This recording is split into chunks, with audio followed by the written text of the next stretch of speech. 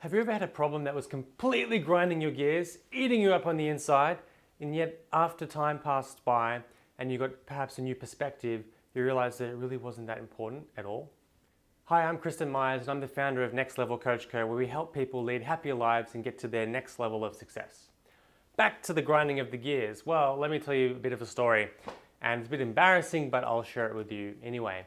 My story is that over the past decade, I've been working in the corporate world here in Australia at one of the largest, biggest, most prestigious companies that you could potentially work for in the country.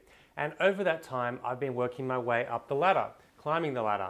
And I was a high achiever, a striver driver, working my way up to the top, doing really well each year, getting a new promotion fairly regularly, bigger teams, more exposure, more experience, la-di-da-da-da. It was great. But eating me up on the inside, and perhaps none of my colleagues or friends would know this, but eating me up on the inside was a little thing around status of the car park. Now it sounds completely silly, like the car park, so what?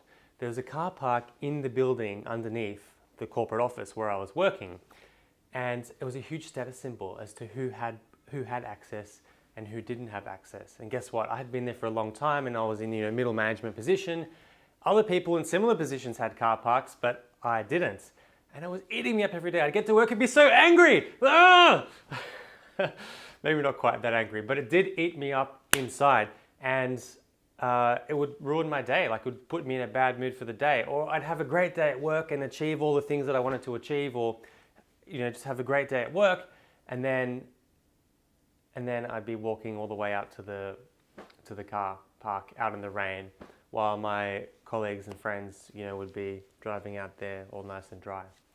Now, it's completely silly, but the point that I wanted to illustrate there is that what you focus on is what you feel. And I was focusing on what I didn't have and what I couldn't control versus what, if I had been focusing on what I did have, which was a great job, great relationships, great friends, happy life, good salary, good everything. What's there to complain about, really, like in the perspective of overall life? So that leads me into today's topic of what you focus on is what you feel. What do you think it is that drives people's happiness in terms of their life? Do you think it's money or relationships or career or achievements? Well, let me ask you a different question. Do you think it's possible that someone has all of the money in the world, yet they're unhappy? Or that they've achieved everything they could have ever wanted to achieve, yet they're still unhappy? Or conversely, perhaps could a person have no money at all, yet be the most fulfilled, joyful, happy person to be around? Well, I want to talk to you today about the quality of your life is directly equivalent to the quality of your emotions. The emotions that you live in every day dictate your life. I mean, that sounds pretty simple and obvious, and it makes sense when you think about it. If you're living in a beautiful state, a happy place of mind, happy, courageous, excited, fun, joyful, any kind of positive emotion, imagine what kind of day you're going to have. Versus if you're living in a state where you're negative, depressed, sad, angry, hurt, guilty, any of these kind of negative emotions, imagine what kind of day you're going to have. You can see the huge difference, right? So the quality of your life is the quality of your emotions. What you focus on is what you feel. And if I just go back to that little example in the car park, if I was focusing on what I don't have, which is not having the car park, and focusing on, why is it all these other people have access and I don't, and we seem to have the same job? Well, the focus there is on what I don't have and what I can't control, and that's never going to lead to a happy place. Versus if you focus on what you can control, what you can influence, and what you do have, and perhaps focusing on the future instead of focusing on the past, is going to lead to quite a different headspace, and I'm going to suggest to you a much happier headspace. There's more to it than just the feeling, though. So the feeling that you get comes from the meaning that you give it. So that car park example, how important is it? I mean, I was interpreting the meaning that, wow, I'm not as good as those people because they've got the car park and I don't. Versus if I had had the meaning that, oh, well, there's not enough spaces and I'm doing a great job and I'll get the next one that comes up. Do you see how the meaning changes the feeling? The meaning changes the emotion? That leads to the next point, is that the emotion creates the meaning, or the meaning comes from the emotion.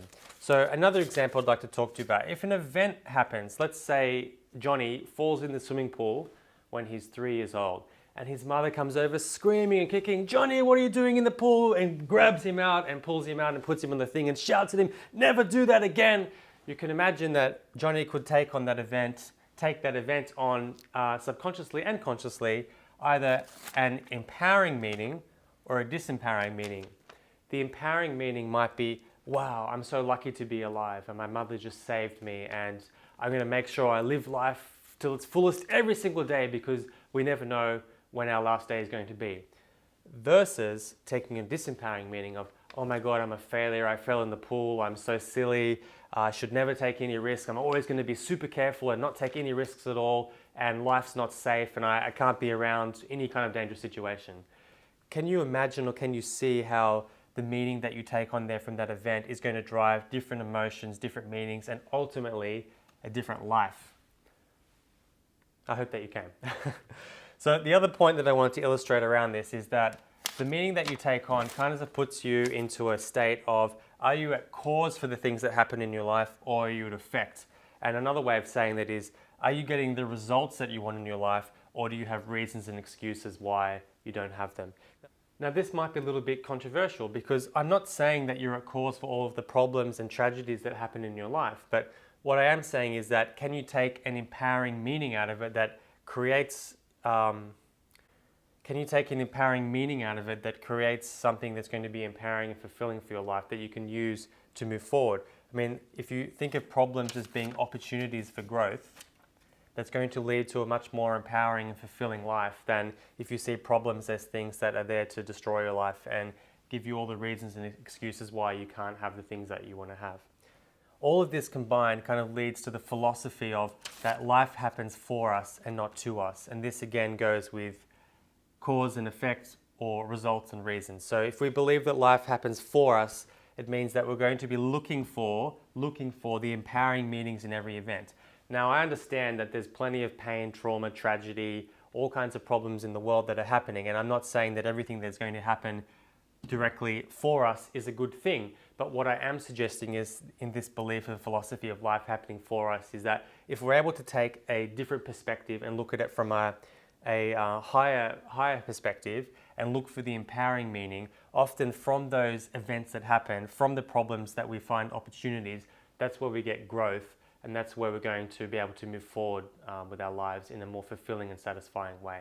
So just to clarify, I'm not saying that everything that happens is going to be good, but what I am saying is that if we can find the empowering meaning in every event, in fact, if we find events that don't have any meaning, or don't have a disempowering meaning or no meaning at all, they're going to be the most painful ones. So the goal here is to find in all problems, what is the opportunity out of that problem, and what is the empowering meaning that we can use to propel our lives forward in a positive direction, so that we're not at the effect of everything that's happening to us. And in fact, we're more in control of our state and our state of mind and our life, and we're taking charge with it because we're at cause and we're driving the results that we want. So that's focus equals feeling. Let me ask you a question. Lately in your life, what have you been focusing on? Have you been focusing on the things that you can't control or you can control? Have you been focusing on the things that happened in the past, or are you more focused on the future? Have you been more focused on what you don't have or what you do have? If you think about that, it can greatly change your state of that can greatly change your state of mind and your emotions for the day. So on that thought, I'd love to hear your feedback. What have you been focusing on in the past, and what are you focusing on now? I'd love to hear your feedback. Please comment below. Until next time, talk to you soon. Cheers.